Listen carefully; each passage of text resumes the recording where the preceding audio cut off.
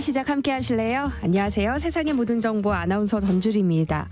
우리 축구 대표팀이 태국 원정 경기에서 대승을 거두면서 북중미 월드컵 최종 예선 진출을 사실상 확정했죠. 이로써 황선홍 임시 감독 체제가 마무리됐는데요. 우리 축구 대표팀의 새로운 사령탑은 누가 맡게 될까요? 그런가 하면 국가대표 출신인 전직 프로야구 선수 오재원 씨가 마약 투약 혐의로 구속되면서 이 프로야구 흥행에 찬물을 끼얹을 수 있다는 우려도 나오고 있는데요. 한 주간 있었던 스포츠 소식들 잠시 뒤 스포츠 핫 이슈 코너에서 자세히 살펴보겠습니다. 아이 키울 때 성교육을 어떻게 해야 할지 막막해 하시는 부모님들 많으실 겁니다. 사실대로 알려주자니 뭔가 꺼려지고 아이 눈높이에 맞춰서 설명해주기도 어려운데요. 이런 고민하시는 분들 오늘 라디오 상담소 우리 아이는 왜 코너에 귀 기울여주세요. 저희 방송은 KBS 1라디오 유튜브 채널을 통해서도 실시간으로 시청 참여하실 수 있으니까요. 많은 관심 부탁드립니다. KBS 세상의 모든 정보 지금 시작합니다.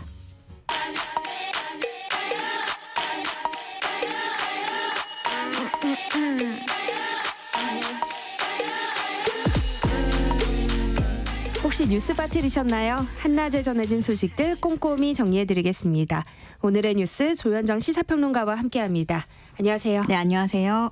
네, 서울 시내버스가 12년 만에 총파업에 돌입했어요. 네, 어제 오후 3시부터 오늘 새벽까지 교섭 연장까지 해가면서 11시간이 넘는 마라톤 협상을 이어갔는데 끝내 결렬이 됐습니다.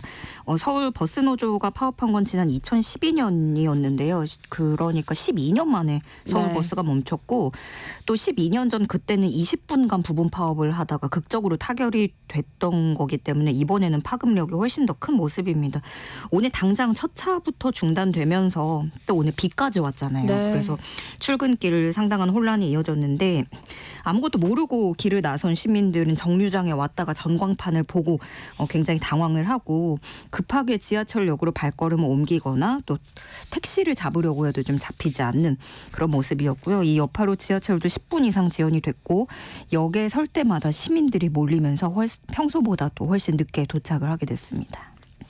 파업에 이르게 된 배경도 좀 살펴봤으면 해요. 네, 핵심 쟁점은 임금 인상이에요. 그동안 이 노조의 주장은 인천이나 이런 인근 지역에서 시내버스 준공영제 도입하고 지역보다 임금 수준이 뒤처졌고 그러다 보니까 인력들이 서울에서 빠지고 인천, 경기 이런 근방 도시로 간다는 거예요. 그래서 12.7% 시급 인상을 해달라 이런 요구를 했고요. 그렇지만 사측은 최근 5년간의 물가 상승률이나 임금 인상률하고 비교를 해보면 12.7%는 과도한 요구다 라면서 그럼 2.8% 올리는 게 어때? 이렇게 제시를 한 거예요. 12.7%랑 2.8%는 간극이 너무 크죠. 그래서 서울지방노동위원회가 중재안으로 그 가운데 언저리인 6.1% 인상안을 제시를 했는데 결국에 협상에는 실패를 한 거고요. 사실 오늘 이제 당황들 하셔서 갑자기 파업을 한다 이렇게 많이들 생각하시지만 잘 알려져 있지 않아서 그렇지 지난해 말부터 최근까지 중앙노사교섭을 비롯해서 9차례 교섭을 진행을 했었어요. 그렇지만 난항을 겪어왔고 끝내 파업 사태까지 오게 된 겁니다. 다만 이 파업 돌입 후에도 실무진 간의 물밑 대화는 이어간다고 알려졌습니다. 출근길 시민들의 불편이 이어졌는데요. 서울시는 어떤 대책을 마련하고 있어요? 네, 비상수송 대책을 가동하고 있습니다. 먼저 지하철 추가 연장 운행을 실시를 하는데요. 출퇴근 시간 혼잡을 완화하고 불편 사항을 해소하기 위해서 하루에 202회 운행을 늘립니다. 또 출퇴근 주요 혼잡 시간대가 정해져 있는데 이걸 1시간 연장을 해서 열차 투입을 이때 더 늘리고요. 지하철 막차도 더 길게 연장을 해서 다음 날 오전 2시까지 심야 이동을 지원합니다. 또 25개 자치구별로 지하철 연계를 위한 역으로 갈 수 있는 무료 셔틀버스를 운행을 하는데요. 119개 노선에 480대 투입해서 하루 4,959번 운행을 합니다. 세부 노선과 운행 시간은 서울시 또 구 홈페이지에 게시돼 있으니까 참고해 주시면 좋겠습니다. 네, 의대 증원 문제를 두고는 정부와 의료계 입장차가 오히려 더 벌어지는 분위기예요. 네, 정부가 2025년 예산안 편성에다가 의료개혁 재정사업 추진하겠다 하고 필수 의료나 지역 거점 병원에 지원을 하기 위해서 막대한 예산을 발표를 했죠. 그러면서 또 세부적인 거는 의료계가 예산 배정에 참여하도록 그렇게 파격적인 내용을 내놨는데 의사들은 꿈쩍하지 않고 있는 모습이에요. 결국에는 둘 다 양쪽 다 이제 증원에 대한 입장차가 핵심인 건데 네. 그 사이에 의대 교수들 줄사직이 이어지고 환자들 신음이 커지고 있는 형국입니다. 게다가 대한의사협회 신임 회장은 행정처분이 현실화되면 총파업하겠다 맞서고 있어요. 그러자 박민수 복지부 2차관은 그런 주장은 의사 집단이 법 위에 서겠다는 주장이다. 이렇게 또 비판을 했고요. 의대 교수들은 대부분 내일까지 개별적으로 사직서를 제출할 예정이라서 이 교수들 사직서 규모도 더 커질 전망이고 이렇게 되면 빅5 병원도 교수들 모두가 사직서 제출 대열에 합류를 한다고 하는 건데 전공의들이 빠진 자리에 사실상 최후의 보루였던 교수들까지 나가면서 환자 피해는 커지고 있습니다. 최근 90대 심근경색 환자가 부산에서 다른 지역 병원으로 이송됐다가 숨지는 사건이 있었는데요. 이 보건당국은 이번 일이 의사 집단 행동과는 관련이 없다 이렇게 판단했어요. 네, 그렇습니다. 이게 복지부의 피해 사례로 공식적으로 접수가 된 내용이었고 복지부는 확인을 위해서 현장 확인팀, 긴급 대응팀을 파견해서 사실관계 파악에 나섰는데요. 결과적으로 복지부는 이번 집단 행동과는 이 사건은 관련이 없다라는 네. 결론을 냈어요. 그러니까 부산 병원은 기관 사정이 있어서 시술이 불가능하다는 내용을 중앙응급의료센터에 사전 공유했다는 겁니다.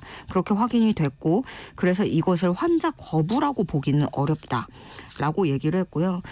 그럼 전문의가 부족해서 환자를 못 받은 게 아니냐라는 기자 질문이 나왔는데 여기에는 병원의 일시적인 상황이 있었고 그 병원이 당시 심장내과 관련 환자를 얼마나 보고 있느냐 하는 것도 고려를 해야 된다.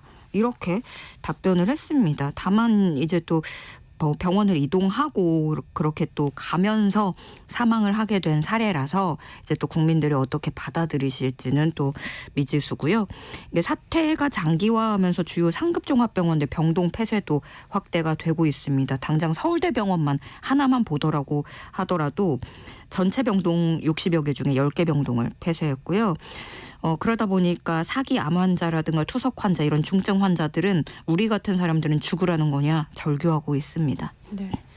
전공의들의 집단 행동이 6주째 이어지면서 2차 병원의 피로도도 쌓이고 있다고요. 네, 상급 종합병원 운영이 이렇게 줄줄이 축소되다 보니까 또 정부도 2차 병원으로 보내고 있잖아요. 그래서 네. 2차 병원에 풍선 효과가 나타나고 있는 겁니다. 외래 진료도 몰리고 있고요. 그래서 지역별로 일부 2차 병원에서는 입원실이 거의 만실되어 가거나 직원들 피로도도 올라가고 있다고 하는데 일부 병원은 그래서 수술을 보조할 임시 간호 인력 채용까지도 검토하고 있는 상황이라고 하고요. 그러니까 장기적으로 그 경증의 경우에는 2차 병원부터 좀 진료하는 구조가 자리 잡을 필요도 있겠지만 지금 당장 상황은 의료진들 피로가 누적되면서 이게 의료사고로 이어질 가능성에도 우려가 나오고 있습니다.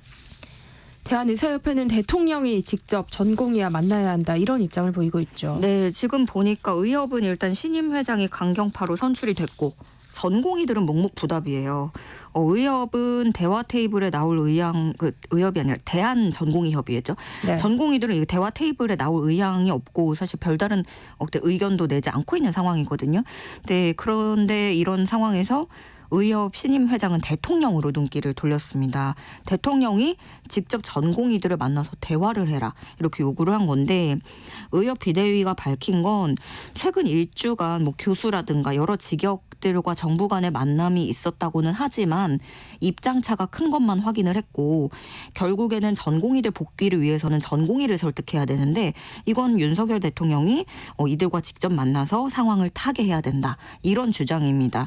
그래서 대화나 예산 논의 참여 이런 것들을 거론하기 전에 전공의들을 먼저 대통령이 직접 나서서 설득해라 이런 주장을 펼치고 있습니다. 네.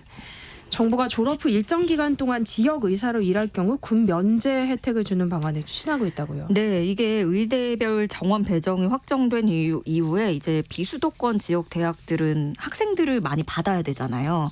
그 준비를 하고 있는 건데 다양한 입시 전형을 또 모색하고 있습니다. 정부는 교육 여건을 끌어올리기 위한 다양한 그런 지원 대책을 지역 의대에 약속을 했고요. 그러니까 무엇보다 정부든 비수도권 그 지역 의대든 이 지역의 의사들이 남는 것에 초점을 맞추고 있는 거기 때문에 이걸 위한 다양한 입학 전형들을 생각을 하고 있는 거예요. 가장 먼저 제일 유명한 건 지역의사 전형. 이거는 정부에서도 각 당에서도 얘기를 했던 건데 졸업 후에 일정 기간 그 지역에서 의무적으로 근무하는 규정. 그러니까 그 의대 입학할 때부터 이걸 조건으로 내거는 거죠. 그래서 대신에 장학금 주고 입학 전형에도 혜택을 주는 건데 여기에다가 군 면제까지 정부와 논의해보겠다. 이런 파격적인 내용이 나왔고요. 제주대학교 같은 경우에는 무수능 지역인재 전형을 도입해서 수능 점수를 보지 않는 그런 방안도 내놨습니다. 또 지역인재 선발 비중도 원래 지금 40%인데 정부가 60%까지 올리겠다고 했거든요. 이걸 넘어서 각 대학별로 80%까지 늘린다. 뭐 이런 대학들도 속속 나오고 있습니다. 네. 다음 소식 살펴보겠습니다. 영화 관람료나 전기요금에는 특정 공익사업을 위해 쓰이는 부담금이 포함되어 있는데요. 정부가 이렇게 숨어있는 세금을 대폭 구조조정하기로 했어요. 네, 총 32개 부담금을 폐지하거나 혹은 감면하기로 했는데 이 부담금이라는 게 사실 우리들은 느끼지 못하는 사이에 추가로 내던 돈이에요. 네. 그러다 보니까 이게 사실상의 세금 역할을 해서 준조세다. 혹은 뭐 그림자 조세다 이렇게도 불리는데 대표적으로 영화관 입장권 부담금입니다. 우리가 극장에서 영화 볼 때 사실은 우리가 돈을 더 내고 있었어요. 부과금을 450원가량입니다.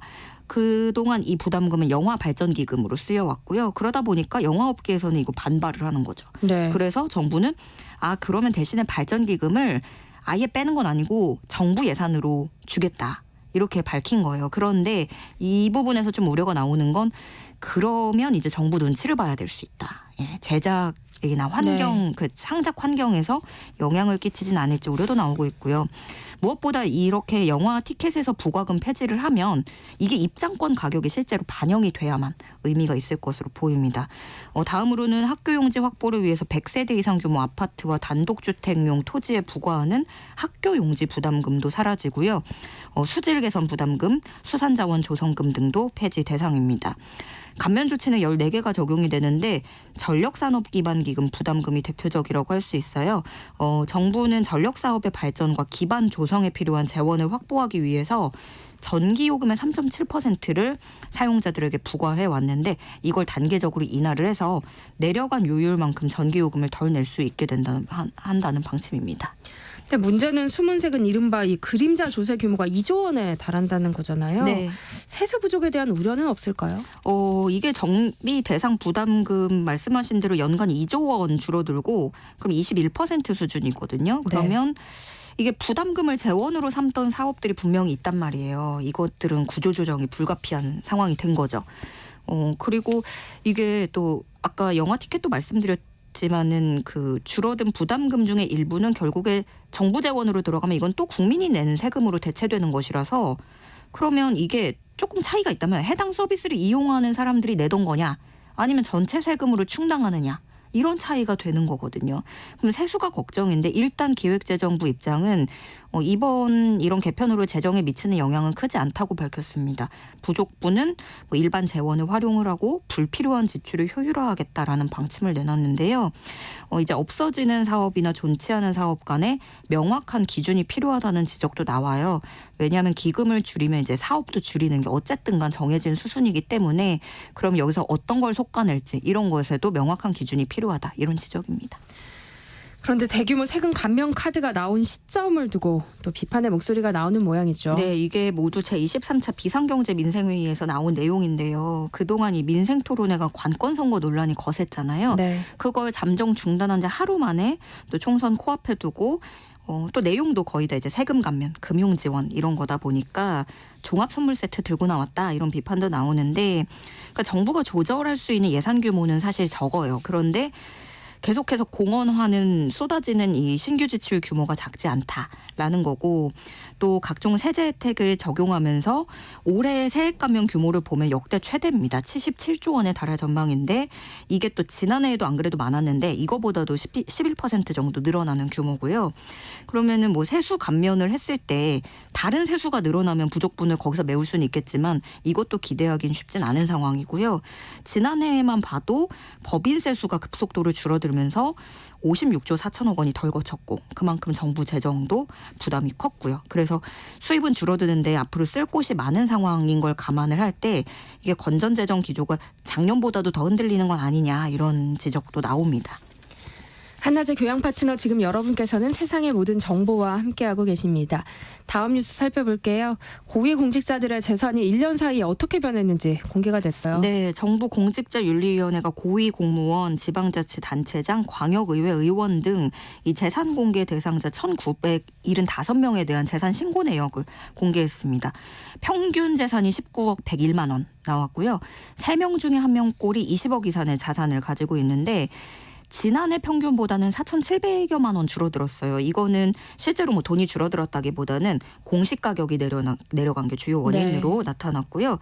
윤석열 대통령 재산은 74억 8천여만 원, 1년 전보다 2억 1천여만 원이 줄어들었고 재산이 가장 많이 증가한 공직자는 김동조 대통령실 국정기획비서관인데 110억 원가량에서 한 해 만에 210억 원 늘어나서 329억 원이 됐습니다. 고위공직자 4명 가운데 1명은 다주택자인 것으로 나타났다고요. 네, 4명 중 1명이 주택이 2채 이상인 다주택자, 주택이 5채 이상인 공직자는 4명이었고요. 3채 이상으로 보면 38명이 됩니다. 그중에 가장 많은 사람은 빌라 16채를 보유하고 있고요. 또 30%가 서울 강남 3구에 집을 소유하고 있던 것으로 나타났습니다. 오늘 0시부터 4월 총선 공식 선거운동이 시작됐죠? 네, 오늘 이제 13일간의 레이스가 시작이 됐는데 오늘 오전 7시부터 저녁 9시까지 이제 확성장치를 사용해서 연설을 할 수 있고요. 팻말, 기타 소품 소지하는 것도 가능합니다. 선거 벽보가 전국에 게시되고요. 거리 현수막도 선거구 안에 내걸 수 있게 됐는데 그러니까 우리가 자주 보는 익숙한 그런 로고송 율동도 볼 수 있게 되는 겁니다. 각 당의 출정식 분위기는 어땠는지 궁금한데요. 한동훈 비대위원장은 가락시장에서 선거운동을 시작했다고요. 네, 민생 행보로 총식 공식 선거운동 시작을 했는데요. 한동훈 위원장은 이 가락시장에서 상인들을 만나서 열심히 일하는 생활인을 대변하는 정당을 내세우면서 표심 잡기에 나섰습니다. 배추, 과일, 도매시장 둘러본 뒤에 기자들 만나서 이 나라의 운명을 좌우할 중요한 선거운동 기간 지금부터 시작됐다라면서 땀 흘려 일하는 생활인을 대변하는 정당이 국민의힘이고 그런 분들이 더 잘 살기를 바라는 정당이다. 그런 의미에서 가락시장을 첫날 선택했다고 하고요. 이후에는 서울 서대문구, 용산구, 경기 남양주 등 수도권을 중심으로 지원 유세에 나서게 됩니다. 민주당은 용산에서 출정식을 가졌어요. 네, 정권 심판론을 띄우다 보니까 용산을 겨냥한 것으로 보여요. 그리고 또 이재명 대표 같은 경우에는 출마 후보이기도 하기 때문에 자기 지역구도 또 챙겨야 되거든요. 이른 아침부터 인천 계양역에서 출근길 인사에 나섰고 그 후에는 서울 성동갑 동작에서 후보 지원에 나설 계획인데 오늘은 그동안 민주당에서 그 공천 갈등 뇌관이었던 임종석 전 실장도 등장할 예정이라서 관심을 모으고 있습니다. 네. 제3지대 정당들의 움직임도 좀 살펴볼까요? 네, 조국혁신단은 부산 해운대로 가서 선거운동을 시작을 했고요. 개혁신당은 첫 일정으로 서울 영등포 소방서를 찾았습니다. 새로운 미래는 서울 가락시장으로 가서 최근에 논란이 된 대파 가격 등을 점검했습니다. 이런 가운데 국민의힘 한동훈 비대위원장의 이 국회 세종시 완전 이전 공약을 두고 파장이 이어지는 분위기예요. 네, 이게 가장 먼저 대통령실이 또 반응을 보였어요. 관계부처에 대통령 제2집무실의 세종 설치도 속도를 내줄 것을 요청한다. 라면서 굉장히 반색을 표하는 어떤 힘을 실어주는 모습이었고 서울시도 이게 서여의도 고도 제한이 완화될 수 있겠다. 고무적이다. 이런 반응을 내보냈습니다. 그렇지만 더불어민주당은 의아하다는 반응이에요. 그러니까 이전에는 동의를 하는데 네. 이미 추진해왔던 걸 새삼스럽게 꺼낸다. 라는 거예요. 실제로 문재인 정부도 그렇고 이재명 대표도 대선 후보 시절에 내걸었던 공약이거든요. 그리고 또 세종의 부지도 준비가 돼 있고 공사가 예정돼 있고 이런 내용을 담은 규칙안이 국회에서 통과되기도 했습니다. 그동안 국민의힘은 국회가 세종으로 완전히 이전하는 것에 대해서 반대하는 입장이었거든요. 네.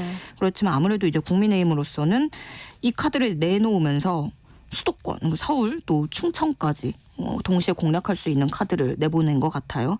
그러다 보니까 이재명 대표는 이미 진행 중인 일이고 이거는 집권 여당이 집행 권한을 가졌으니까 신속하게 하면 될 걸 가지고 선거에 이기면 하겠다라고 하는 건 국민을 기망하는 행위다. 이렇게 지적하기도 했습니다.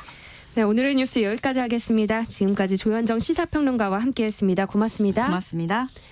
KBS 일라디오 세상의 모든 정보 함께하고 계신 지금 시각은 12시 40분입니다. 이 시각 교통정보 알아봅니다.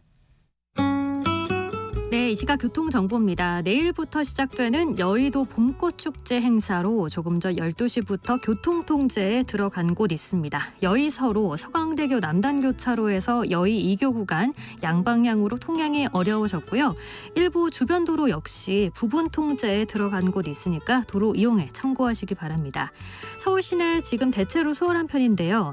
한강 주변길 동쪽으로는 비교적 다른 곳보다 답답합니다. 강변북로 구리 쪽 가양대교 에서 동작대교까지 막히고요. 올림픽대로 잠실 쪽은 여의하류에서 한강대교 지나기가 답답한데요. 한강대교 아래 3차로에서 작업을 하고 있습니다. 지금 30분 가까이 걸리고요. 경부고속도로 서울 방향 수원 부근 5차로에 사고 있습니다. 조심히 지나시기 바랍니다. 이후 수원 신갈부터 죽전 쪽으로 정체가 심한데 죽전 부근에서 2건의 사고 있었습니다. 더 가서는 양재에서 반포 나들목까지 제속도 못 냅니다. 서울 시내 버스 파업 지금도 계속되고 있으니까요. 다른 교통수단 이용하시기 바랍니다. KBS 교통정보센터였습니다. 세상의 모든 정보는 청취자분들의 관심과 참여를 기다립니다. 방송 들으시면서 궁금한 점이 있거나 의견 공유하고 싶은 분들 계시면 문자 보내주세요. 추첨을 통해 모바일 쿠폰 보내드리겠습니다. 참여하실 번호는 샵 9730이고요. 짧은 문자 50원, 긴 문자 100원의 이용료가 부과됩니다. 콩 게시판을 통해서는 무료로 참여하실 수 있고요. KBS 1라디오 유튜브 채널을 통해서도 실시간으로 시청 참여하실 수 있습니다. 꼭 알아야 할 정보를 알기 쉽게 전달해드리는 세상의 모든 지식. 목요일엔 한 주간 있었던 스포츠 소식 살펴보는 스포츠 핫 이슈 시간이죠. 정현우 KBS 스포츠국 PD와 함께합니다. 안녕하세요. 네, 안녕하십니까.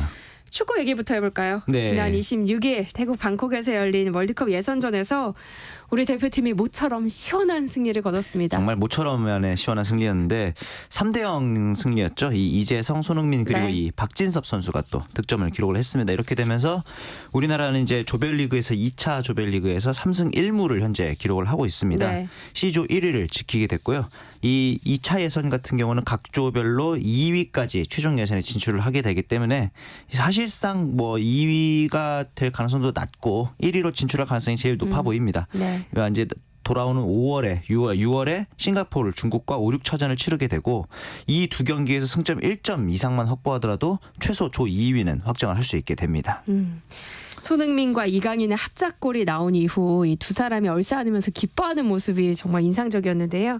이날 경기 어떻게 보셨어요? 아마 모든 이 대한민국 축구 팬들이 바라던 그 그림, 그러니까 이강인 선수가 어시스트 해주고 손흥민 선수가 골 넣어라 제발 그래라 막 네. 다들 그랬을 텐데 진짜 거짓말처럼 그런 장면이 나왔죠. 네. 그리고 이제 얼싸안는 장면들 뭐 사람들은 보면서 이것도 애국가에 나오는 거 아니냐 막 이럴 정도였는데 정말 그 경기력 자체가 일단 기본적으로 굉장히 좋았기 때문에 네. 이런 이강인 선수와 손흥민 선수의 어떤 그 그림 같은 장면이 더 의미가 있었던 것 같고 사실은 그런데 경기 초반에는 이 태국의 굉장히 거센 전방 압박에 좀 고전을 하긴 했어요. 하지만 이제 이재성 선수의 선제골이 전반 초반 조금 이른 시간에 나왔기 때문에 네. 경기를 조금 수월하게 풀 수 있었던 것 같고 이날 경기를 아마 보신 분들은 중간에 갑자기 경기를 중단하는 거가 좀 의아했을 겁니다. 이 쿨링 브레이크라 그래서 현지 기온이 35도 이상이 되면은 네. 30분 전후반 30분 즈음에서 한 분씩 쉬어가는 장치가 있습니다. 그 정도로 일단 35도 이상의 더운 날씨였다는 뜻인데 좀 특이한 게 태국 홈이었잖아요. 그런데 이 날씨에 태국 선수들이 더 힘들어하더라고요. 중간에 열사병이 왔는지 교체해달라는 사인도 보낼 정도였는데 그래서 아니 왜 자기네 나라인데 이렇게 더워하지 이랬었는데 아마 그런 이유 때문인가 이게 제가 아까 말씀드렸던 이 태국 선수들이 경기 초반에 굉장히 소위 말해서 오버페이스를 한 거죠. 네. 대한민국을 한번 잡기 위해서 굉장히 거세게 압박을 했는데 그것 때문에 먼저 지치지 않았나라는 생각이 들기도 하고 반대로 우리나라 선수들 그런 어떻게 보면 쉽지 않은 환경 내에서도 굉장히 클래스를 보여줬다라는 생각이 또 그러니까요. 들기도 했습니다. 그리고 또 이날 경기에서 첫 A매치 데뷔골을 넣은 이 박진섭 선수. 저희 시간에도 한번 소개한 적이 짧게 맞습니다. 있었던 것 같아요. 그죠? 네. 축구계에선 인간 승리의 아이콘으로 불린다고요. 맞습니다. 이 박진섭 선수가 이 전주 출신인데 프로 입단에 실패를 했어요. 불러주는 구단이 아무 데도 없어서 K3 리그 3부 리그의 입단 테스트를 통해서 겨우겨우 입단을 합니다. 네. 그리고 그 이후에 뭐 포지션도 바꾸기도 하고 여러 팀을 전전하기도 했으나 결국 K2 리그까지 거치면서 고향 팀인 전북에 또 입단을 하게 됐어요. 네. 그러면서 이제 자리를 잡고 항저우 아시안 게임 국가대표로 또 발탁이 되고 거기 더 나가서 이제 성인 국가대표까지도 발탁이 되고 이런 부분들이 이제 약간 늦가기 발탁 신데렐라 스토리라고 볼 수 있는데 공교롭게 이 저희가 저번 시간에 소개해드렸던 주민규 선수도 이런 신데렐라 스토리의 주인공인데 두 선수가 정말 비슷하게 생겼어요. 그래서 이날 이 박진섭 선수가 득점을 했는데 주민규가 넣었나 이랬던 분들도 많았고 저도 보면서 주민규가 넣었나 해서 봤더니 박진섭 선수였고 생긴 것도 닮고 스토리도 닮았던 두 선수가 되겠습니다. 네. 태극전이 열리기 전에 또 반가운 소식이 하나 있었습니다. 바로 중국 공안에 구금됐던 손준호 선수가 풀려났다는 소식이었는데요. 네. 지금 몸 상태는 좋다고 하던데 다시 선수로 뛰는 모습 볼 수 있을까요? 볼 수는 있을 건데요. 네. 그 시간이 좀 걸릴 것 같다는 생각이 듭니다. 물론 이제 그 구치소 내에서 나름대로 이렇게 개인적으로 운동도 하고 최대한의 이제 그 체력 관리는 했다고는 하지만 네. 아무리 그래도 운동 선수가 축구공을 잡은 지가 거의 1년이 됐습니다. 작년 5월에 종국 공안에 체포된 상황이었기 때문에 거의 1년 가까이를 운동을 쉰 상태라서 다행히 뭐 지금 손준호 에이전트 측에 따르면 몸 상태도 건강하고 뭐 몸무게라든가 이런 체격 조건도 그대로라고는 하지만 이게 축구라는 게 혼자 하는 종목이 아니거든요. 그렇기 때문에 팀 플레이라는 것도 있고 네. 소위 말하는 경기 감각을 끌어올리려면은 아무래도 시간이 좀 많이 걸리지 않을까. 더군다나 지금 이제 중국 리그에서 뛰고 있는 선수니까 국가대표까지 합류를 하기에는 조금 더 기다려야 되지 않을까라는 생각이 들긴 합니다. 그렇군요. 좋은 소식이 많지만 또 우리 축구 대표팀의 숙제도 남아 있습니다. 네. 임시 지휘봉을 잡았던 황선홍 감독이 임무를 완수했고 이제 새 감독을 선임해야 하잖아요. 네. 근데 지금 협회 측에서 보고 있는 후보군에 뭐 황선홍 감독도 포함돼 있다고요. 그렇죠. 사실은 외국인 감독과 이제 국내 감독 이렇게 큰 두 갈래로 나뉘어서 보고 네. 있을 텐데 그 국내 감독 풀 중에서는 아마 황선홍 감독이 가장 앞서 나가고 있지 않나라는 생각은 듭니다. 뭐 사실 황선홍 감독 자체는 커리어도 그렇고 이제 그 선수로서의 커리어 그리고 지도자로서의 커리어도 부족함이 없는 네. 위치이긴 하죠. 거기다가 이제 지금까지 어제 태국전에서도 좋은 모습을 보여주기도 했었고 그런데 이 부분에 대해서 황선홍 감독을 선임하는 이유가 조금 중요할 것 같아요. 황선홍 감독이 보여준 게 많아서 그리고 지금 적임자에서 선임을 하는 건지 아니면은 네. 어쩔 수 없이 어떤 그런 금전적인 이유 때문에 편해서 선임을 하는 건지 이 부분이 좀 중요할 것 같아요. 기본적으로 황선홍 감독에 대해서 좀 비판적인 여론이 있는 가장 큰 이유는 전술이라든가 선수단 운용이 최근에 그 현대 축구의 트렌드와 맞진 않다. 약간 올드한 측면이 있다라는 네. 비판도 있거든요. 이런 부분도 있고 더군다나 이제 중요한 게 이 23세 이 아시안컵 우리나라의 올림픽 진출이 걸려 있는 아시안컵에서 황선홍 감독이 겸직을 하고 있기 때문에 네. 자칫하다가는 두 마리 토끼를 모두 놓칠 수 있는 상황도 될 수 있기 때문에 이 부분에 있어서는 축구협회도 황선홍 감독으로 가는 데 있어서 분명히 어느 정도의 리스크는 있을 것으로 보이기도 합니다. 네. 다음은 프로야구 소식 살펴보겠습니다. 지난 주말이죠. 2024 시즌 KBO 리그가 개막했는데요. 개막 2연전에만 무려 18만 명이 넘는 야구 팬들이 몰렸다고요. 이제는 뭐 프로야구가 이제 국민 스포츠가 됐다고 봐도 될 것 같아요. 이날 개막을 맞은 주에 정말 날씨가 따뜻했잖아요. 좋았어요, 날씨도 좋았고 날씨가. 그다음에 이제 또 류현진 선수의 복귀도 있었고 작년에는 또 이제 팬이 많다고 소문난 LG의 우승도 있었고 여러모로 거기다가 이제 더해서 메이저리그 선수들이 우리나라에 와서 경기했던 이 서울 시리즈를 통해서 이제 야구에 대한 관심도 어느 정도 올라갔을 거고 네. 여러모로 호재가 겹쳤던 KBO 리그 개막 시리즈였습니다. 가장 관심을 받은 개막전 선발 투수는 아무래도 친정으로 복귀한 류현진 선수였는데요. 네. 기대보다는 좀 다소 부진했다는 평가예요. 과연 류현진이 얼마나 잘 던질까 그리고 승리 투수를 챙길 수 있을까 이 네. 두 가지가 궁금했을 텐데 승리는 고사하고 지금 3.2이닝 5실점으로 네. 5이닝도 채우지 못하고 강판이 되는 굉장히 쇼킹한 그런 상황이 있었단 말이죠. 네. 그런데 더 놀라운 점은 이날 한화가 패배를 했고 이후에 3연승을 하면서 지금 한화에서 제일 못 던진 패전 투수가 류현진이 돼버렸습니다. 그래서 아마 이제 돌아오는 29일 KT와의 홈 개막전에 등판할 것으로 보이는데 네. 이거에 대해서 이제 지금 어떤 준비를 하고 있냐 물어보니까 네. 뭐 제가 지금 초상집인데 누구 뭐 도와주고 말고 있습니까? 이런 얘기를 할 정도로 역설적으로 한화 입장에서는 가장 확실한 카드인 류현진만 살아나면은 다른 선수들이 잘 던지고 있으니까 이 부분은 한화의 최근 상승세를 보여주는 측면이기도 하죠. 그리고 또 야구계에 충격을 준 소식이 있었습니다. 국가대표 출신 오재원 전 프로야구 선수가 이 마약 투약 혐의로 구속됐다는 소식이었는데요. 네. 전현직 프로야구 선수들에게 대리 처방을 부탁했다는 정황도 또 포착됐다고 하더라고요. 그러니까요.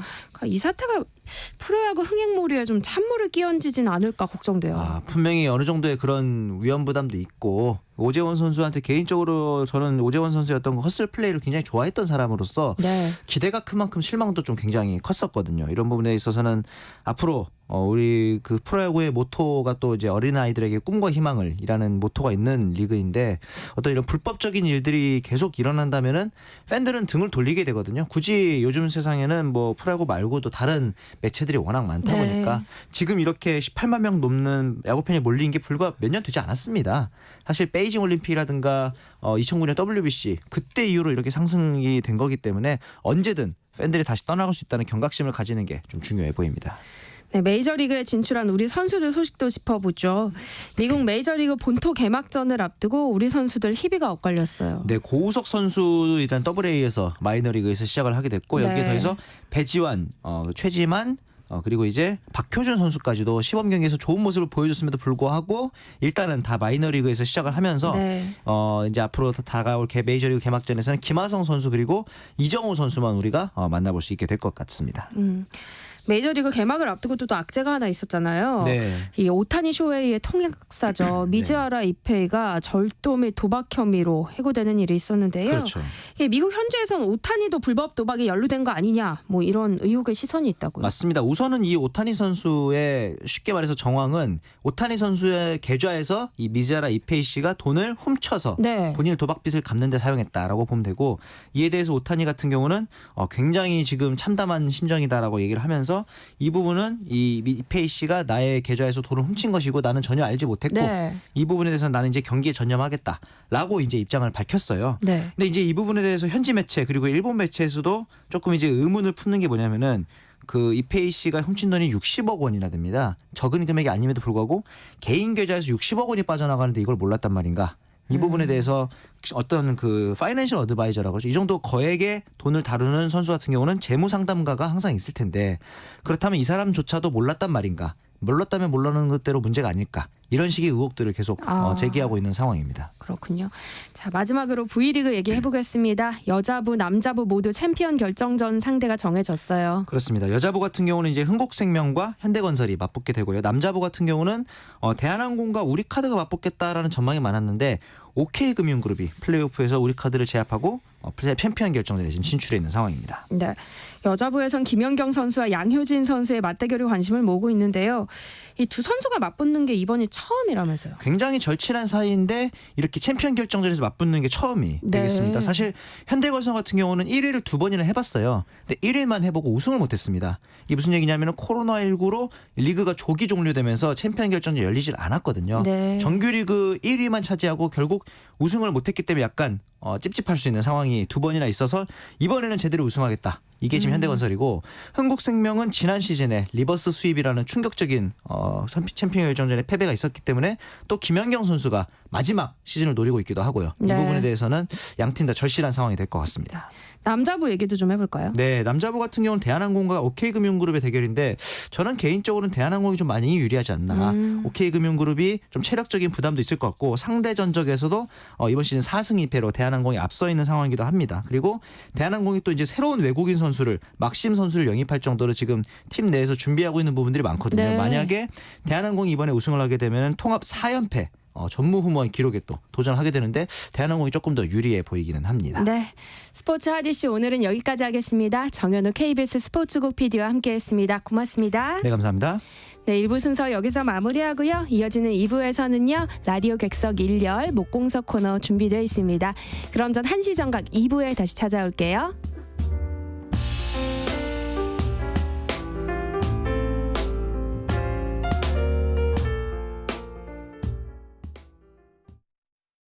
안녕하세요. 보건복지부 장관 조규홍입니다. 소아진료, 분만, 중증 응급수술과 같이 생명과 직결된 필수 의료가 정당한 보상을 받지 못해 사라질 위기에 있습니다.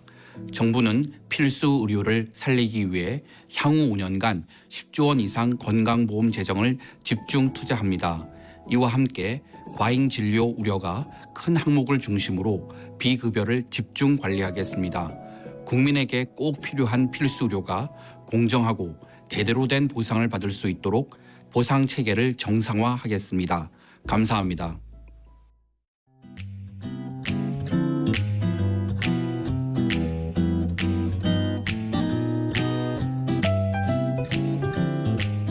안녕하세요. 바른말 고운말입니다. 제22대 국회의원 선거가 10여일 후로 다가왔습니다.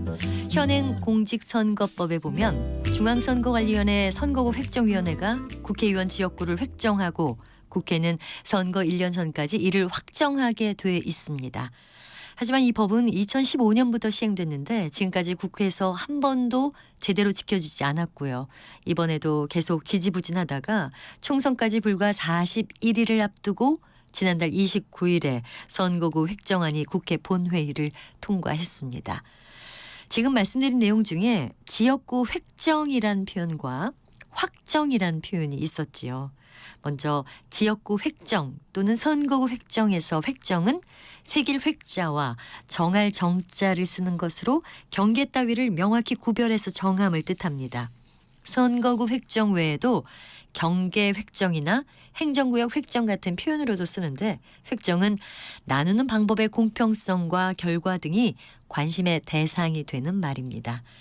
또 앞서 나온 내용에서 국회는 선거 1년 전까지 확정하게 돼 있다고 했습니다. 여기서 확정은 굳을 확, 정할 정자를 쓰고요. 이를 확실하게 정함을 말합니다. 예를 들어 대학 입시 요강 확정이라든지 동사무소에서 전세 확정일자를 받았다 같이 쓸 수 있겠죠. 또 확정은 어떤 행위의 끝맺음을 뜻하는 말로 모두가 정해진 원칙과 결과가 순응해야 한다는 것을 강조하는 뜻도 있습니다. 바른말 고운말 아나운서 변희영이었습니다.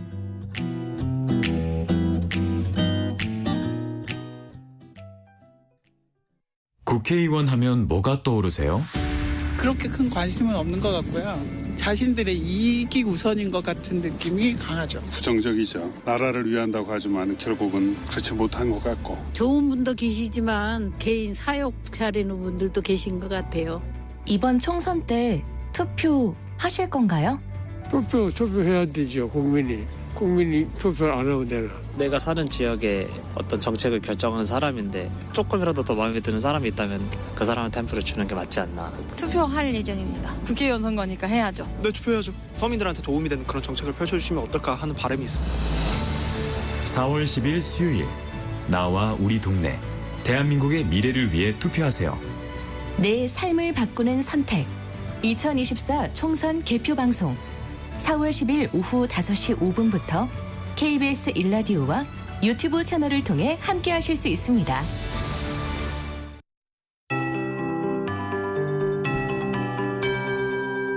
KBS 58분 날씨. 서울에 비가 오락가락하고 있고요. 전국 곳곳으로 비가 내리고 있습니다. 현재는 제주도에만 호우주의보가 내려져 있습니다. 주로 산지 쪽에 강하게 오고 있는데요. 오늘 이렇게 경남 남해안과 제주 중심으로 비가 시간당 10에서 20mm로 천둥, 번개, 돌풍까지 동반해서 내리겠습니다. 안전사고에 유의하셔야겠습니다. 이렇게 영남 남해안과 제주, 지리산 부근에는 30에서 80mm 안팎에 많은 곳은 여름비 방불케 하겠습니다. 남부지방은 5에서 40mm, 충청도 5에서 10, 서울, 인천 등 중부지방 대부분 5mm 미만의 비가 뿌려지겠습니다. 주로 해안 지역의 비바람이 조금 센 편인데요. 이 동해안과 남해안, 제주 중심으로 바람이 매우 강하게 불겠고 내일과 모레에 걸쳐서 전국에 걸쳐 바람이 강하게 불겠습니다. 또 오늘 오후가 됐습니다. 지금 서해를 제외한 대부분 해상의 물결이 높아진 상태입니다. 2에서 4m로 거센 파도가 일겠습니다. 오늘 대부분 지역의 비는 저녁에 그치기 때문에 황사비가 될 확률이 높진 않습니다만 비가 그친 뒤 밤에 중부지방에 일시적으로 매우 나쁨 단계까지 미세먼지 농도가 높을 수가 있겠습니다. 황사의 영향은 내일까지도 지속되겠습니다. 오늘 낮 기온 서울 14도 등 10도에서 15도 분포가 되겠고 내일 아침은 쌀쌀해집니다. 지금 서울의 기온은 11.3도입니다. 강혜종입니다.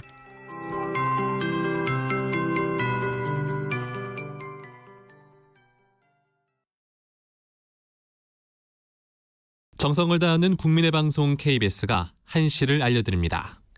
AM 711kHz, FM 97.3MHz, KBS 1라디오입니다. HLKA.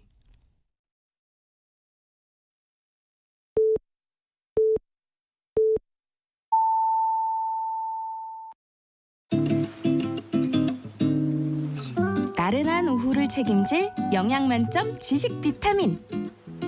세상의 모든 정보.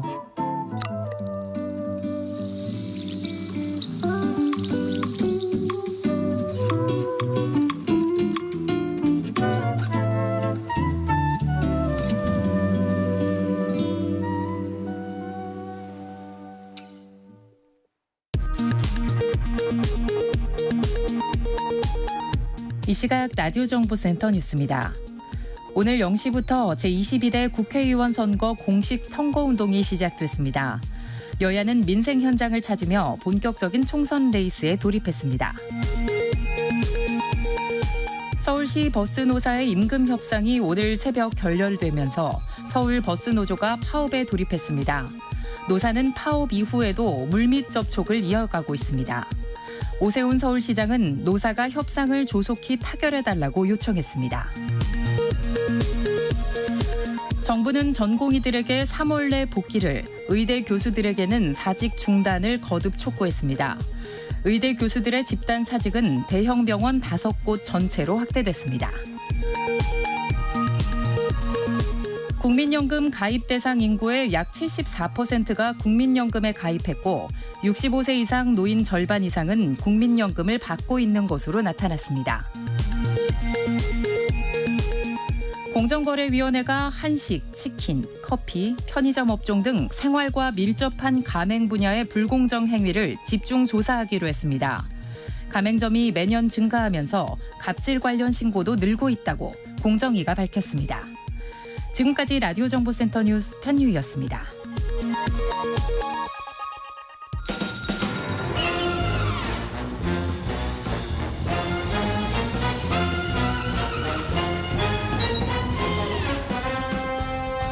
목요일은 공연을 소개하는 시간입니다. 라디오 객석 일열 목공소 공연 제작사 랑 안영수 대표와 함께합니다. 안녕하세요. 예, 안녕하십니까. 목공소 사장 안영수 인사드리겠습니다. 네, 오늘은 어떤 공연을 골라오셨나요? 이 대본에는 요즘 날씨가 좋잖아요로 시작되거든요. 오늘 비가 와요. 네, 근데 저 오는 길에는 좀 이제 개고 있는 것 같더라고요. 그리고 이제 뭐 추워지는 날씨에서 봄날로 가니까 오는 길에 보니까 벚꽃 비슷한 거 폈던데. 예.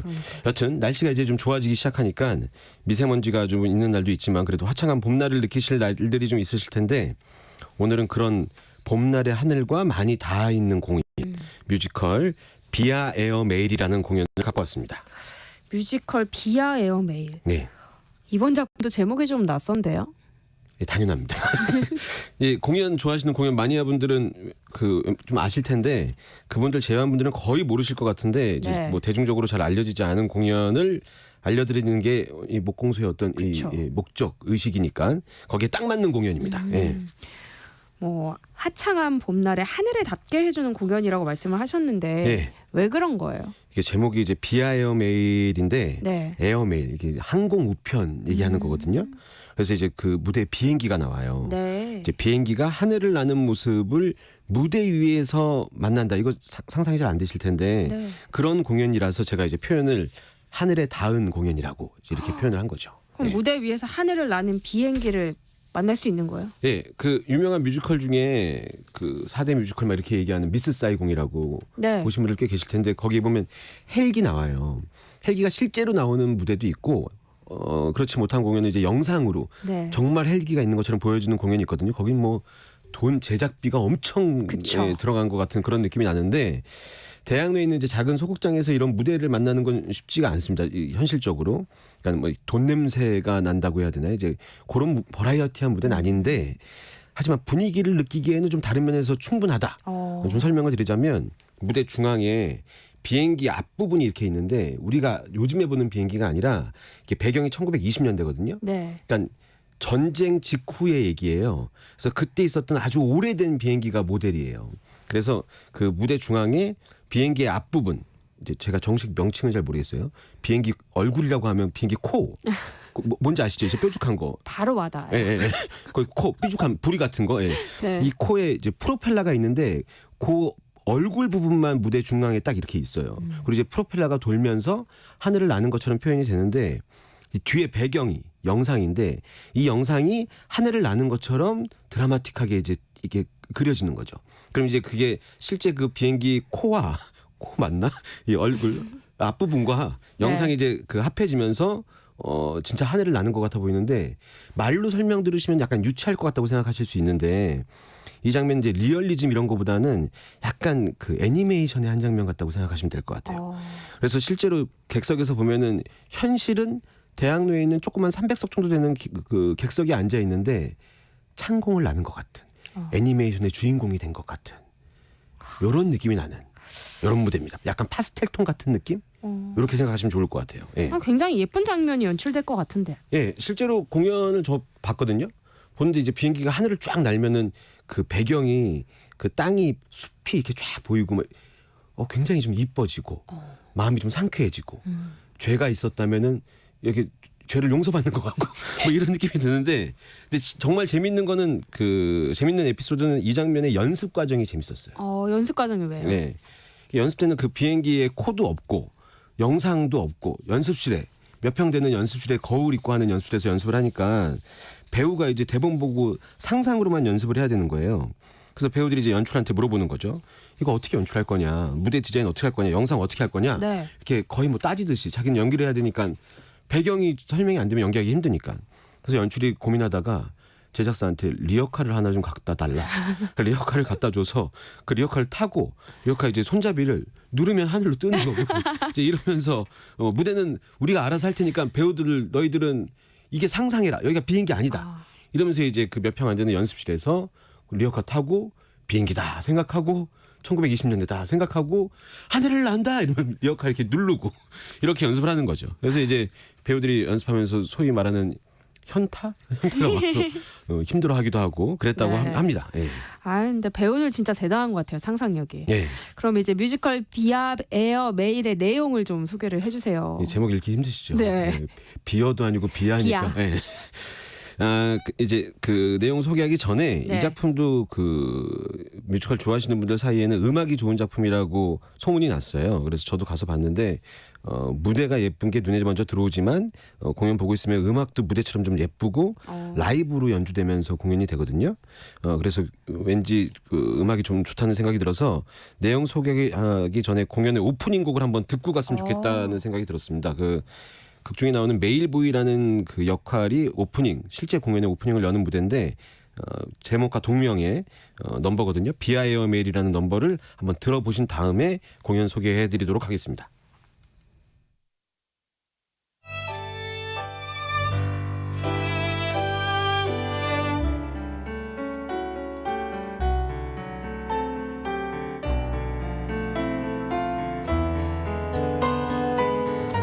때는 바야흐로 전쟁이 끝나고 사랑이 넘치는 1920년대.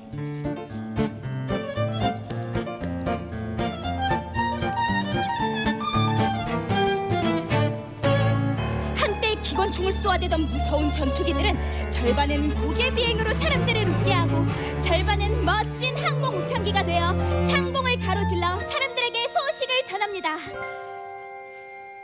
어이, 메일보이. 리베르 국장님, 이건 45블록, 이건 48블록, 그리고 이건 긴급 문서다. 49-3 비행사 파병 앞으로 8시까지. 라저, 불새처럼 날아가겠습니다.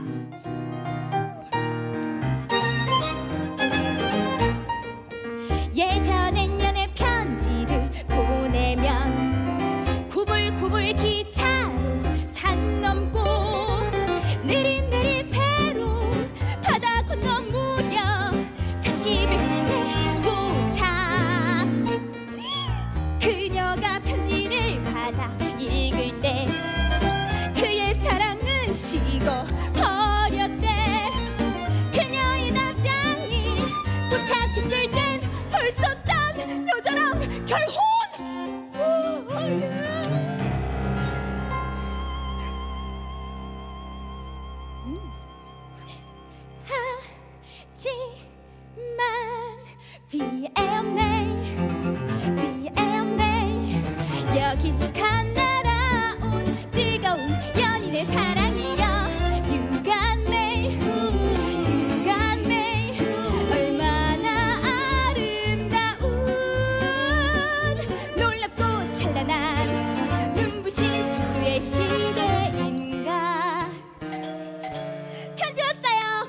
베네수엘라에서 3일 만에 답장이 왔네요. 엄청 빠르죠?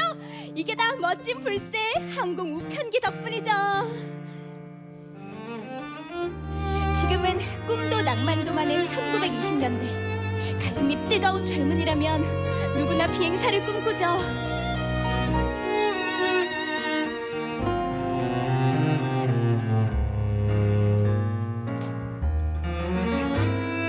저 높은 하늘을 날아오르면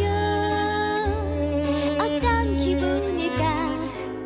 구름이 손에 닿게 되는 건 어떤 느낌일까? 깜깜한 밤에 그 말을 거는 건 상상할 수 없어. 찬란한 아침에 연명과 입맞춤 가슴이 터질 것 같아.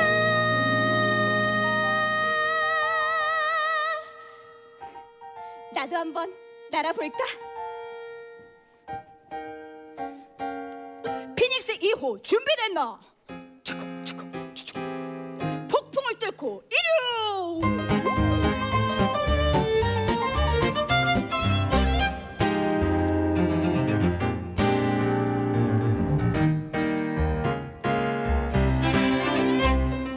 Via airmail, via airmail. 푸른 하늘 넘어 빛나는 별들의 초대장.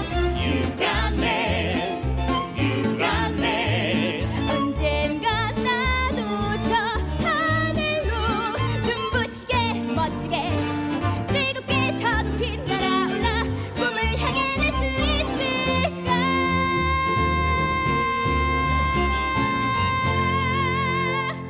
편지 왔어요. 뮤지컬 비아에어 메일 가운데 동명의 넘버 비아에어 메일 함께 들어봤습니다.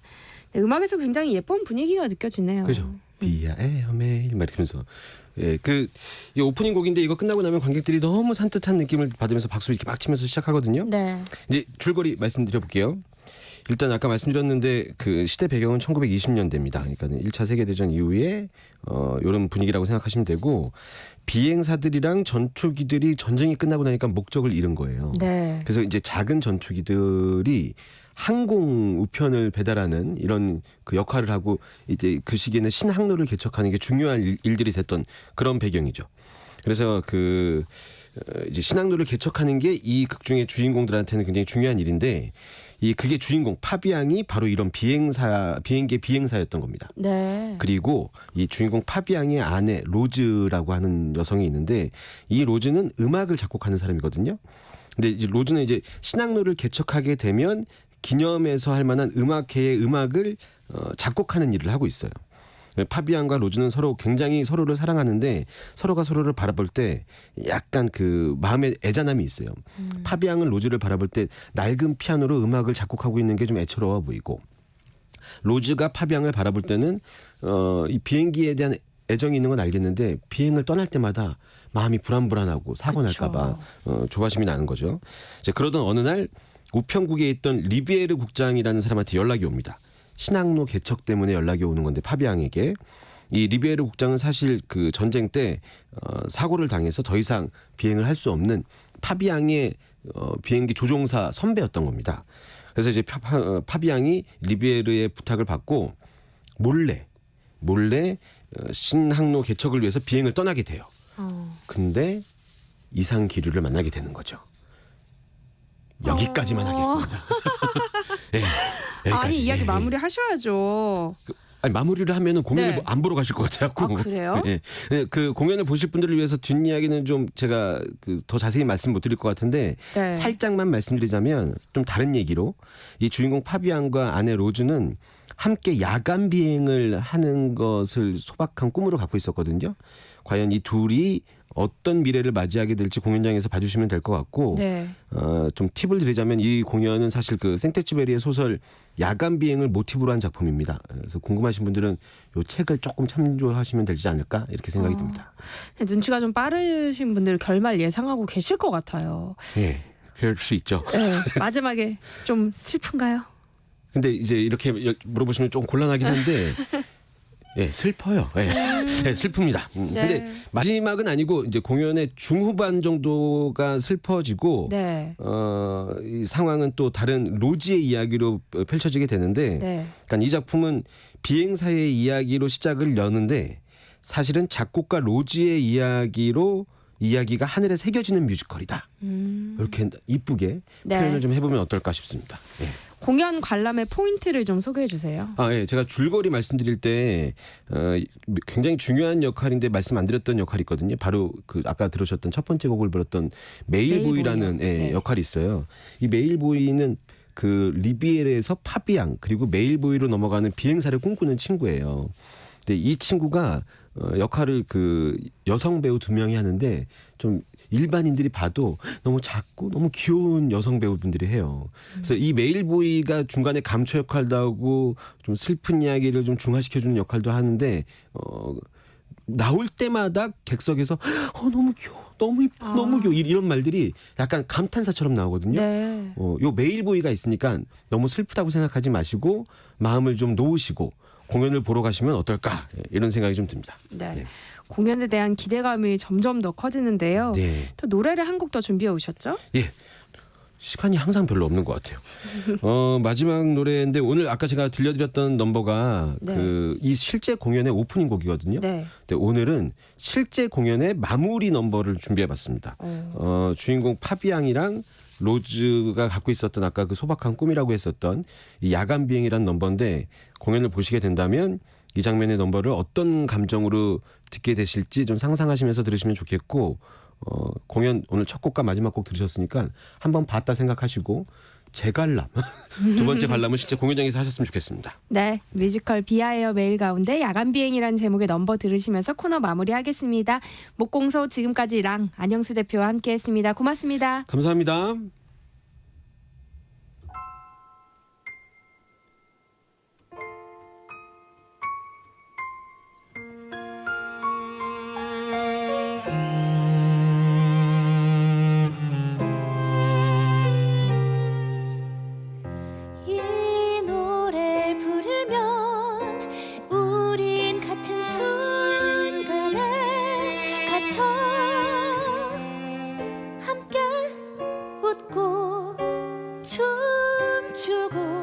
같은 순간을 살죠.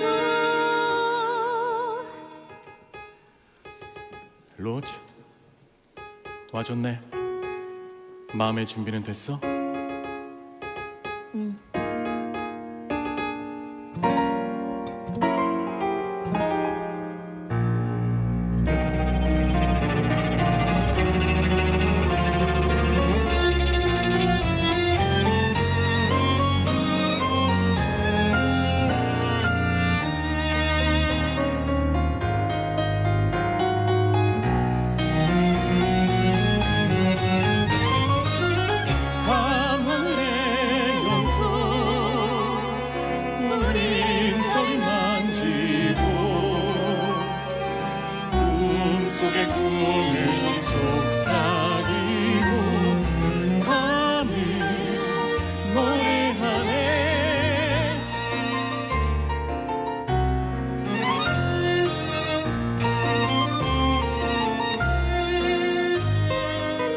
어쩌면 삶이란 하나의 별일 켜고 누군가를 기다리는 일.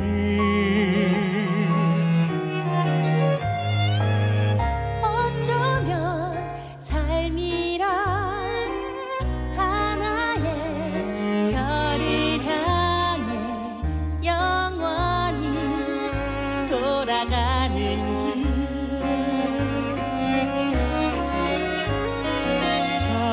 사람들은 알까 자신이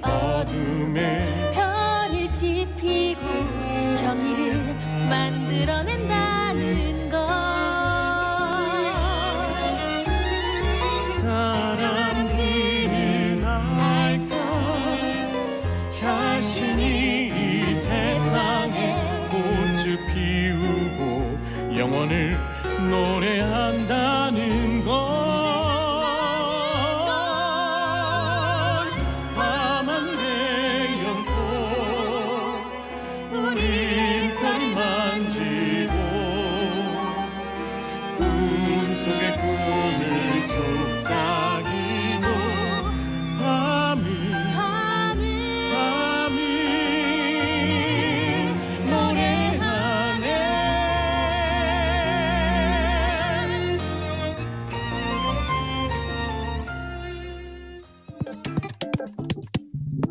내일 점심 메뉴 추천.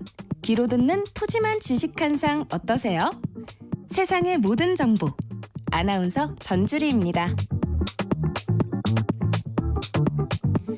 오늘도 참을인을 새기며 육아서를 뒤적이고 계실 이 시대의 엄마 아빠를 위한 시간입니다. 라디오 상담소 우리 아이는 왜 소아 청소년 정신건강의학과 박소영 전문의와 함께합니다. 안녕하세요. 네, 안녕하세요. 박소영입니다. 오늘 주제는 마침 제가 최근에 고민했던 이 성교육과 관련된 얘기예요. 네, 이게 좀 성교육 이러면은 사실 좀 멀게 느껴질 수 있잖아요. 근데 실제로는 아이들이 어렸을 때부터 좀 시작을 해야 되거든요. 그래서 오늘은 우리 가족, 우리 아이의 첫 성교육에 대해서 얘기해 보려고 합니다. 네, 우리 아이에게 성교육을 해야 한다는 건 알지만 언제 또 어디에서부터 해야 할지 막막하다는 분들 많으실 것 같은데요. 박소영 선생님이 또 이런 분들을 위해서 도움이 될 만한 책을 내셨다고요. 아, 네. 제 아들이 지금 6살인데 네. 한 3살쯤 됐을 때, 만으로 2살쯤 됐을 때 부쩍 자기 몸에 대해서, 성기에 대해서, 그리고 엄마 아빠 몸에 대해서 관심이 되게 많이 보였어요. 네. 그래서 그때 이제 저도 그림책을 좀 찾아봤는데 제 마음에 쏙 드는 게 없어서 이제 좀 이렇게 만들어야 되겠다 해서 이번에 출간을 하게 됐습니다. 네, 어떤 내용일지 궁금해하시는 청취자분들 많으실 것 같은데요. 박소영 선생님의 따끈한 신간 3살부터 알아야 해 내 몸 내 몸을 읽어보고 싶은 분들 지금부터 문자 보내주시기 바랍니다. 추첨을 통해서 저희가 총 5분께 선물로 보내드리도록 하겠습니다. 네, 그리고 오늘 주제입니다. 우리 아이 성교육을 어떻게 해야 할지, 언제 또 어디까지 알려줘야 하는 건지 고민하고 계신 분들도 문자 보내주시기 바랍니다. 박소영 선생님의 조언과 함께 추첨을 통해서 또 모바일 쿠폰 보내드릴게요. 문자 주실 곳은 샵 9730번이고요. 짧은 문자는 50원, 긴 문자는 100원의 정보 이용료 있습니다. 네, 이제 본격적으로 이야기를 좀 해볼까요? 선생님 책 제목이 스포일러가 될 수도 있을 것 같은데요. 우리 아이에게 성교육이 필요한 시기, 그러니까 3살부터는 필요하다는 말씀이신 거죠? 네, 맞습니다. 쉽게 제 생각할 수 있는 게 배변 훈련을 우리가 2-3 살부터 하잖아요. 그쵸. 배변 훈련을 하게 되면은 이제 소변이 나오는 곳, 대변이 나오는 곳 하면서 본인의 이제 성기에 대해서 관심을 갖게 됩니다. 그러면서 이 시기에 성적인 감각 또한, 그러니까 성기에서 오는 자극이나 감각도 좀 구별을 할 수 있게 되고, 그래서 아이들이 인지적으로도 이제 신체에 대해서 궁금증을 가지는 것, 플러스 또 이 시기에는 성별, 남자 여자에 대해서도 궁금해하기 시작하는 시기거든요. 네. 그래서 많은 분들이 뭐 오이디푸스 컴플렉스 뭐 이런 거 들어보셨을 텐데, 그 프로이드가 말한 그 성기기도 바로 이 만 2-3세부터 시작이 됩니다. 그럼 이 시기에는 구체적으로 어떤 것에 대한 교육이 필요한 거예요? 그래서 가장 먼저 하는 교육은 말 그대로 이제 신체 교육이 되겠죠. 우리 몸 안에서 우리가 아이들한테 처음 뭐 눈, 코, 입, 손, 발 이런 거 가르쳐 주는 것처럼 이제 생식기 부분, 그다음에 항문, 뭐 가슴, 뭐 이런 부분들을 이제 알려줄 수 있고 목욕하면서도 알려줄 수 있고요. 근데 아이들이 이제 자연스럽게 엄마 아빠 몸도 궁금해하게 되겠죠. 맞아요. 그럼 자기의 몸과 좀 다르니까 이성, 그러니까 딸이면은 아빠, 아들이면 엄마의 몸을 좀 이제 다르게 보이니까 궁금해하기 시작할 거예요. 그러면 그런 신체 교육부터 시작을 하게 되고, 더불어서 위생 교육. 뭐 이제 배변 훈련을 하게 되면은 소변 누고 나서 뭐 처리하는 방법, 대변을 누고 나서도 어떻게 처리해야 되는지, 그리고 이제 속옷을 어떻게 잘 입어야 되는지 이런 것부터 이제 가장 기본적인 것부터 성교육에 포함이 되고요. 그다음 이 시기에 또 중요한 것 중에 하나가 이제 경계에 대한 교육입니다. 네. 이제 요거는 우리 뭐 기관 어린이집 같은 데서도 꽤 많이 요즘에는 하는데요. 경계라는 거는 나와 타인의 경계. 그래서 내 몸은 내 거, 그다음에 엄마 몸은 엄마 거, 아빠 몸은 아빠 거, 그리고 친구 몸은 친구 거. 그래서 내가 아무리 다른 사람을 좋아해도 남의 몸을 함부로 허락 없이 만져서는 안 된다는 거. 반대로 똑같이 나의 몸도 이제 누군가가 함부로 허락 없이 만지면 안 된다는 이런 경계 교육도 이 시기부터 시작을 합니다. 이런 교육은 아이가 궁금해할 때 하는 게 좋을까요? 아니면 날을 잡고 그냥 아이를 좀 앉혀두고 마음 먹고 하는 게 좋을까요? 사실 우리가 뭐 교육이라고 하지만 뭐 PPT를 만들어서 하는 건 아니니까 네. 이제 아이가 호기심을 보일 때쯤 마음의 준비를 어머니 아버님께서 하고 계신 게 좋죠. 그래서 아이들이 배변 훈련을 하면서 목욕을 하면서 조금씩 엄마 아빠 몸에서 관심을 보이기 시작할 때 부모님도 이제 준비를 해놓으시는 게 좋고요.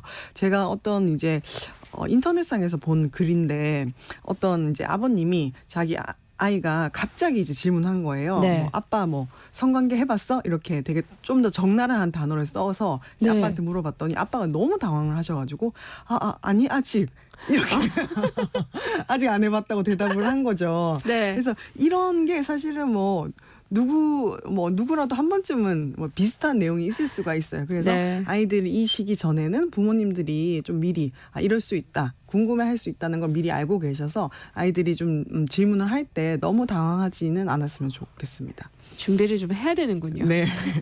그런데 만 3살 아이가 자궁, 고환 뭐 이런 용어를 얼마만큼 이해할 수 있을까 싶거든요. 네네. 근데 사실은 아이들이 생각보다 그냥 있는 그대로 또 흡수를 하거든요. 예를 들면 요즘 아이들은 우리 말 중에 외래어도 많이 섞여 있잖아요. 뭐 네. 내비게이션. 뭐 이런 말들도 그냥 내비게이션이야. 그냥 이렇게 말을 하는 거예요. 직관적으로 이제 받아들여가지고.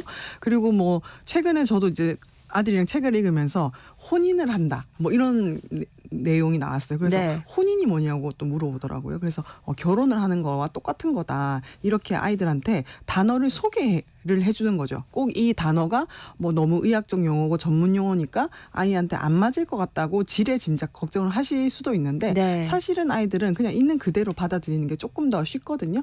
그래서 뭐 예를 들면은 자궁을 설명을 해줄 때는 뭐 아기의 집이다. 우리는 아기 집을 자궁이라고 한다.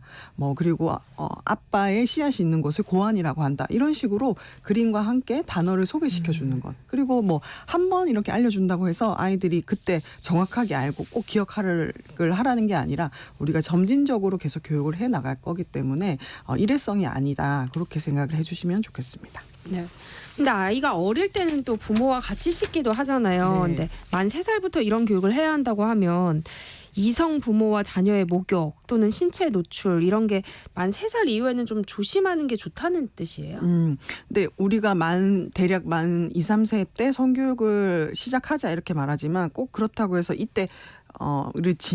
이때는 뭐 이때부터 무조건 경계를 해야 된다, 서로 분리해야 된다 이런 뜻은 아니고요. 네. 사실 특히 이제 목욕이라든지 아니면 옷을 어디까지 벗고 있는지 이런 거는 그 나라의 문화도 있고 또 가정 내의 문화도 있어요. 가정 내에서 이제 아버님이 뭐 혹은 어머님이 집에서 좀 이렇게 프리하게 옷을 덜 입고 다니시는 분도 있고 네. 또 어떤 이제 가정에서는 옷을 갈아입을 때는 꼭 문을 닫고 이제 하는 것도 있죠. 근데 사실은 우리 가족의 문화는 그렇지만 전반적인 공공의 장소에서 내가 함부로 옷을 아무 데서나 벗으면 안 된다는 거. 그리고 이제 우리가 만 48개월이 되면은 공공 화장실이나 샤워실에서 남녀를 분리하기 시작하잖아요. 네. 그러면은 엄마가 아들을 데리고 샤워장에 이제 못 가게 되는 상황이 생기는 거죠. 그럼 이게 왜 그렇게 하는지에 대해서 아들한테 이제 교육을 해줄 필요가 있고 만약에 집에서는 서로 불편하지 않아서 같이 샤워를 하더라도 이제 밖에서는 할 수가 없을 수 있다는 거. 그런 것들을 미리 교육을 해주는 거죠. 또 아이가 좀 크면 나는 어떻게 태어났어? 네. 이런 질문 꼭 하잖아요. 네, 네. 근데 선생님도 자녀를 키우고 계시니까 이런 질문 받아보셨을 것 같은데 어떻게 답해야 돼요? 정답이 뭔가요? 저는 사실 아이가 물어보기 전부터 얘기를 많이 했었어요. 네. 그래서 우리 요즘에는 보통 사진이나 영상 같은 것들이 많이 남아 있잖아요. 그러면 엄마 임신했을 때 모습부터 시작을 해서 여기 엄마 배에서 너가 살았었다 아기 때는 그러면은 나는 어떻게 생겼냐 자연스럽게 질문이 나오니까 이제 아빠 씨앗이랑 엄마 씨앗이랑 만나가지고 엄마 몸에서 너가 자랐어. 그래서 엄마가 먹는 거를 너도 같이 먹고 그렇게 해서 너가 10달 동안 큰 다음에 이렇게 이제 태어났다 이러면서 네. 이제 태어났을 때 사진도 보여주고 그렇게 좀 자연스럽게 이제 알려주니까 아이들이 받아들이기가 훨씬 좀 쉽죠. 사실 저희가 어렸을 때는 뭐 철새가 물어다 줬다. 엄마가 다리 밑에서 좋았다. 다리 밑에서 좋았다. 네. 많이 했는데 아니면은 뭐 엄마 아빠가 누워서 손을 꼭 잡고 잤더니 너가 생겼어. 뭐 이렇게 해주시는데 이러면 이제 애들이 되게 순진하게 그거를 받아들여서 정말 다리 밑에서 나를 주워왔나. 이런 생각을 하는 친구들도 있을 수가 있고, 그리고 이제 또 손에 잡고 자면 아기가 생기는 건가? 또 오해를 할 수가 있어요. 그래서 오히려 이제 좀 단순하지만은 정확한, 그러니까 거짓이 아닌 것을 알려주시는 게 도움이 될 수 있습니다. 그런데 사실 이제 우리는 어린 시절부터 성교육을 받은 세대는 아니잖아요. 그래서 아이와 이 성과 관련된 얘기를 할 때 좀 어색하다, 부끄럽다 이런 분들도 계시더라고요. 네, 맞습니다. 그래서 사실 이게 성교육을 딱 떠올리면은 맨 처음 드는 이미지가 아마 조금 섹슈얼한 이미지가 먼저 떠오르기 때문에 이거를 아이들한테 벌써? 혹은 뭐 이게 엄마인 내가 아들과 해도 되는 얘기인가? 아니면은 아빠가 딸한테 해도 되는 얘기인가 하고 약간 어색하게 불편하게 느껴지실 수 있는데 앞서 말했던 것처럼 특히 유아들 같은 경우에는 신체 교육과 경계, 위생 교육 이런 거부터가 시작되는 게 성교육이기 때문에 너무 부담스러워 하시지는 마시고, 또 이제 초등학교, 중학교, 고등학교가 되면 성교육 프로그램이 요즘에는 꽤 많이 있어요. 그래서 이제 학교에서 하거나 아니면 이제 특정 기관에서 하거나 아니면 청소년이 되면은 좀 더 껄끄러울 수 있죠. 이게 이제 성적인 문제로 가니까 이제 그런 경우에는 또 청소년 모바일 청소년 성상담센터 뭐 이런 것들도 있어가지고 다양하게 활용할 수 있는 것들이 요즘 더 많이 늘어나고 있습니다. 그때는 좀 전문가 분들께 부탁을 해야겠어요. 그렇죠. 그러면은 이제 같이 뭐 실습도 해보고 다양한 체험을 해보게 됩니다. 또 아이가 이제 청소년기에 접어들어서 성적 호기심이 활발해지는 시기가 왔을 때 다 그런 건 아니지만 자극적인 또 야한 동영상 같은 거 접할 수도 있잖아요. 이런 상황에 부모가 모른 척 해주는 게 좋은 거예요? 아니면 뭐라고 혼을 내야 되나? 이런 고민하시는 분들 계시더라고요. 네. 사실 야한 동영상을 한 번쯤 보셨을 분이 훨씬 더 많으실 것 같은데요. 한 번이라도 이제 접해보신 분은 아시겠지만 이 영상이 굉장히 종류가 다양하고 또 내용도 사실 상당히 이제 다양합니다. 근데 이제 야한 동영상 자체를 보는 게 뭐 문제다 아니다 이걸 떠나서 이제 우리가 초점을 좀 맞춰야 될 부분은 야한 동영상 중에서 좀 일반화되지 않는, 그러니까 이제 건강하지 않은 영상들, 좀 이제 기괴한 영상들이라든지 아니면 이게 되게 대중적이지 않은 건데 꼭 대중적이고 일반적인 것처럼 나오는 것들은 아이들이 성에 대해서 배워나갈 때 좀 잘못된 인식이나 가치관을 심어줄 위험이 있겠죠. 근데 이거를 다 사전에 차단을 할 수가 있느냐? 그렇지는 않습니다. 그래서 우리가 예방적으로 할 수 있는 것은 건강한 성에 대해서 미리 교육을 하는 게 되겠죠. 그래서 미리 교육을 받은 친구들 같은 경우에는 특히 이제 건강한 성이나 성관계에 대해서 지식이 있다면 이제 몇몇의 어떤 영상들이나 자극적이고 좀 과한 영상들을 본다고 해서 그걸로 인해서 아이가 뭐 삐뚤어진다든지 그럴 위험은 훨씬 적습니다. 그리고 이제 또 마지막으로 또 말씀드리고 싶은 것은 이게 사실 청소년 시기뿐만 아니라 이 성에 대한 태도나 가치관 자체는 상당히 어렸을 때부터 만들어지는 거거든요. 그래서 뭐 어떤 교육을 하든 제일 중요한 거는 이 성교육을 하는 사람의 태도가 중요합니다. 예를 들면은 이제 뭐 아이가 궁금증이 여러 가지 생길 수 있잖아요. 뭐 몸은 왜 그렇게 생겼고, 아기는 어떻게 생겼고, 그리고 좀 더 나이가 크면은 성관계는 어떻게 하는 거고, 뭐 다양한 질문들을 할 수 있어요. 순수하니까. 근데 이제 그런 질문이 나올 때마다 왜 그런 거 궁금해해? 너는? 야, 그런 거는 아빠랑 나중에 조용히 얘기해. 엄마는 그런 얘기 못해. 뭐 이렇게 한다든지, 아빠가 너 그런 거 어디서 들었어? 왜 그런 거 궁금해? 어디서 봤어? 뭐 이런 식으로 좀 약간 비난을 하거나 아니면 좀 터부시해야 될 일처럼 막 숨기거나 회피하거나 부끄러워하는 이런 모습을 보이면 이 아이가 궁금증이 생겨도 이거 물어봐도 되는 건가? 내가 이런 궁금증이 생겼는데 이런 얘기를 하면은 엄마 아빠가 날 이상하게 볼까? 아니면은 내가 이상한 건가? 이렇게 좀 성에 대해서 숨기거나 아니면은 자기의 이제 본능적인 생각이나 궁금증인데 그거를 억누르게 될 수가 있어요. 오히려 이제 그러면은 다른 데로 튀어나갈 수가 있기 때문에 유아기부터도 가정 내에서도 뭐 사랑의 표현부터 시작해서 스킨십이라든지 애정 표현 이런 것들은 건강하게 많이 보여주시고, 또 아이가 궁금증을 표현할 때도 그 궁금증 자체에 대해서 이렇게 좀 개방적으로 편안한 태도로 대답을 해주시는 게 필요하겠습니다. 네, 우리 아이 첫 성교육에 대해서 박소영 선생님과 이야기 나눠보고 있는데요. 관련 고민 갖고 계신 분들 문자 보내주시면 박소영 선생님이 상담해드리겠습니다. 노래 한 곡 듣고 올게요. 바비 맥페린의 Don't Worry Be Happy. 네, 노래 나가는 동안 문자 많이 왔는데요. 1199님, 35개월 남자아이 시터로 일하고 있습니다. 안아주거나 할 때 제 가슴을 만지면서 이모 가슴 이러고 웃기도 하는데요. 어찌해야 할지 모르겠어요. 혼을 낼 수도 없고 지금은 모른 척하면서 시선을 돌리고 있는데 고민입니다 하셨어요. 네. 네, 이제 불편하신 거죠. 우리 시터님이. 그러면 네. 누구라도 불편하면 얘기를 하는 게 필요합니다. 그리고 이제 이 아이가 어느 정도까지 성교육이 됐는지 알 수 없기 때문에 네. 부모님한테 뭐 내가 기분 나쁘다 이거보다도 이런 상황이 있었는데 내가 어떻게 대처를 할지를 잘 모르겠다. 근데 나는 조금 불편하다. 요 정도로 이제 얘기를 해주시면은 같이 이제 교육을 할 수 있지 않을까 싶고요. 네. 어쨌든 이 시터님께서 불편함을 느끼는 거니까 아이가 어떤 의도가 없더라도 이건 이모 가슴을 갑자기 만지면은 아파. 이모가 놀라 이러면서 이제 조금 전환을 해주시는 게 필요하겠죠. 4660님, 딸이 초등학교 5학년인데요. 아직도 벗고 다니고 거부감도 없고요. 아빠한테 보여주는 것도 부끄러워하지 않습니다. 그래서 아빠랑 같이 목욕하고 있는데요. 언제까지 이게 괜찮을지 모르겠어요. 부끄러워할 때가 되면 그때 저절로 안 하게 되는 건가요? 하셨어요. 부끄러워하는 게 이제 꼭 딸은 벗고 다니는 게 괜찮아도 가정 내에서 엄마나 아빠가 아이가 벗고 다니는 게 부끄럽다면 그것도 얘기를 할 수가 있습니다. 네. 너가 이렇게 옷을 벗고 다니면 우리도 갑자기 놀랄 수가 있으니까 뭐 어떤 부위 정도는 가려달라고 얘기를 요구를 할 수가 있고요. 또 아이가 스스로는 부끄러움이 없어도 또 이제 또래들과의 관계에서 이런 부분에 대해서 다른 친구들은 어떤지 그래서 이 얘기를 다른 친구들하고 얘기를 해봤는지 정도도 얘기를 해볼 수가 있을 것 같고 네. 또 하나는 이제 씻기는 문제는 특히 이제 생식기 쪽이나 이런 민감한 부위는 이제 같이 목욕을 하더라도 스스로 씻게 해주시는 게 조금 더 낫죠. 네. 우리 아이는 왜 라디오 상담소 오늘은 여기까지 하도록 하겠습니다. 지금까지 소아청소년 정신건강의학과 박소영 전문의와 함께했습니다. 고맙습니다. 감사합니다. 세상의 모든 정보 오늘 편성관계로 평소보다 조금 일찍 마무리하겠습니다. 박소영 전문의의 책 3살부터 알아야 해 내 몸 내 몸과 이 모바일 쿠폰 당첨자 홈페이지 공지사항에서 확인하실 수 있습니다. 저는 내일 다시 찾아뵙겠습니다. 아나운서 전주리였습니다. 고맙습니다.